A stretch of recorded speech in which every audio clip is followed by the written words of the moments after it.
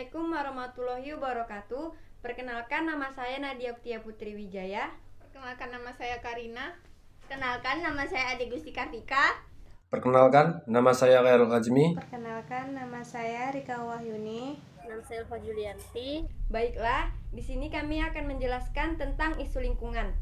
Sebelum kami memaparkan isu lingkungan yang terjadi di sekitar tempat tinggal kami akan menjelaskan terlebih dahulu apa itu isu lingkungan dan apa saja jenis-jenis dari isu lingkungan. Isu lingkungan atau yang sering kita kenal dengan sebutan masalah lingkungan adalah aspek negatif dari aktivitas manusia terhadap lingkungan biofisik. Faktor penting dalam permasalahan lingkungan adalah besarnya populasi manusia atau laju pertumbuhan penduduk. Dengan adanya pertumbuhan penduduk yang semakin pesat menyebabkan isu lingkungan itu terjadi. Isu lingkungan terbagi tiga, yaitu yang pertama isu lingkungan lokal, yang kedua isu lingkungan nasional, dan yang terakhir adalah isu lingkungan global. Jenis isu lingkungan yang pertama yaitu isu lingkungan lokal. Isu lingkungan lokal terdiri dari beberapa contoh. Yang pertama ada kekeringan. Kekeringan merupakan keadaan kekurangan air akibat sumber air yang tidak bisa menyediakan air bagi manusia maupun makhluk hidup lainnya.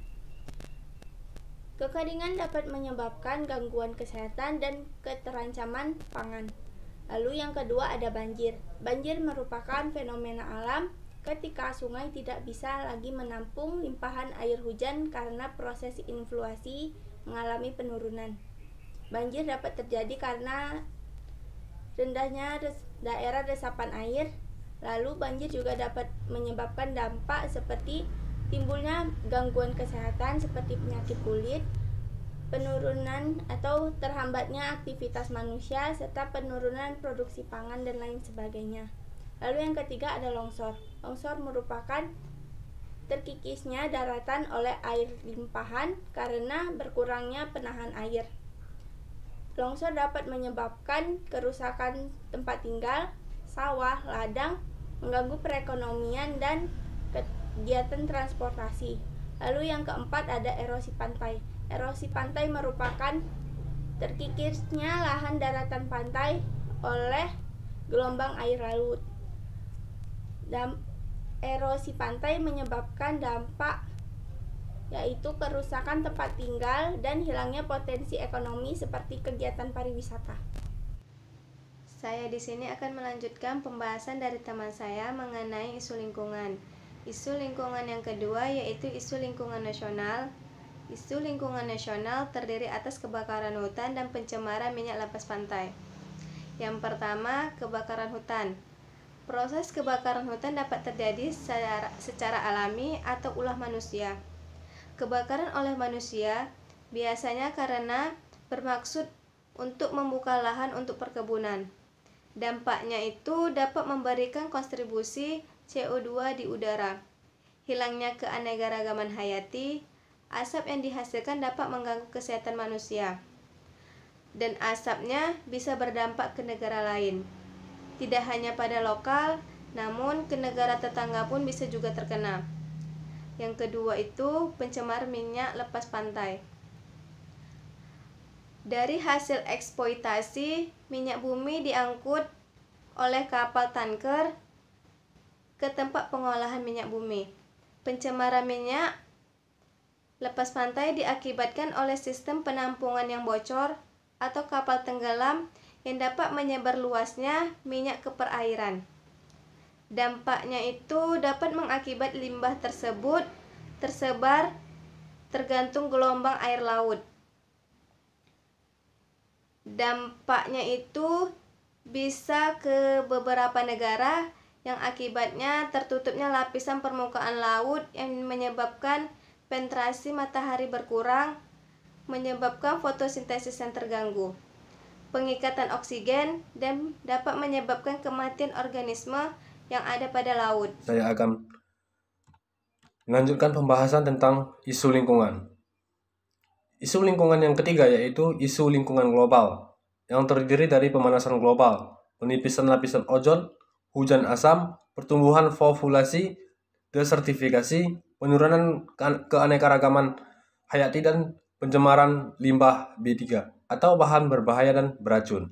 Di sini kami akan mengambil satu contoh isu lingkungan yaitu banjir.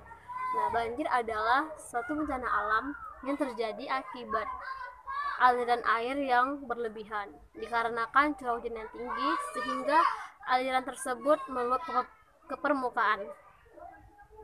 Baiklah, di sini kami akan menunjukkan sebuah video banjir yang terjadi di Kota Medan beberapa waktu yang lalu. Nah, dapat kita saksikan bersama video banjir di atas. Di dalam banjir ini, bahkan ada beberapa nyawa warga yang tidak dapat diselamatkan akibat ketinggian banjir yang mencapai atap rumah warga. Nah, banjir ini terjadi dikarenakan oleh dua faktor. Yang pertama faktor alam dan yang kedua faktor manusia.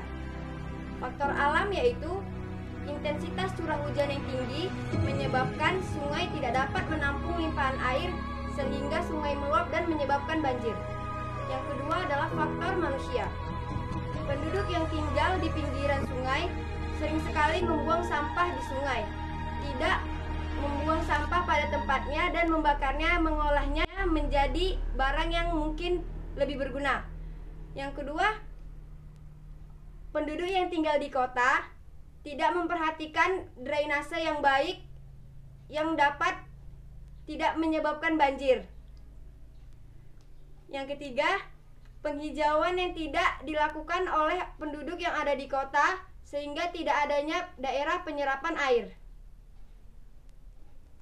Tentunya banjir mempunyai dampak yang sangat berpengaruh bagi kehidupan manusia. Yang pertama yaitu pencemaran lingkungan, yang kedua timbulnya berbagai penyakit seperti penyakit kulit yang menyebabkan gatal-gatal, kutu air, dan lain-lain. Dapat kita lihat pada video di atas, banyak anak yang senang berenang di air banjir layaknya di kolam renang, tanpa mereka sadari bahwa hal itu memiliki dampak yang berpotensi membahayakan untuk kesehatan dan keselamatan mereka. Selanjutnya, dampak dari terjadinya banjir yaitu adanya kerusakan sarana dan prasarana. Nah, seperti yang dapat kita lihat pada video di atas ini, kerusakan yang diakibatkan oleh terjadinya banjir dapat merusak rumah warga, gedung, sekolah, fasilitas umum, kendaraan, dan lain sebagainya. Dengan terjadinya banjir ini dapat menyebabkan kerugian materi bagi semua orang yang terkena dampak banjir.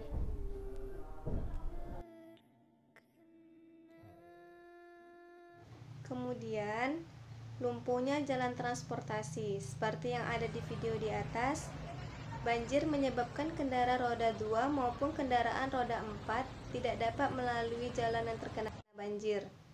Sehingga mereka mencari jalan alternatif lain yang dapat mereka lalui. Untuk kendaraan roda 4, mereka bisa melalui alur tol, akan tetapi pada banjir ini, kendaraan roda 2 juga diperbolehkan melintas jalur tol. Hal tersebut terjadi pada tol Semayang. Selanjutnya, setelah kita mengetahui dampak banjir tersebut, maka kita juga harus mengetahui cara pencegahan banjir. Cara yang bisa kita lakukan untuk pencegahan banjir yaitu tidak membuang sampah sembarangan, melakukan penghijauan, membuat sistem drainase yang baik. Adapun tips yang harus dilakukan ketika banjir datang yaitu menyelamatkan keluarga ke tempat yang aman, menyelamatkan dokumen-dokumen berharga, pakaian, alat-alat elektronik, dan juga uang serta alat komunikasi.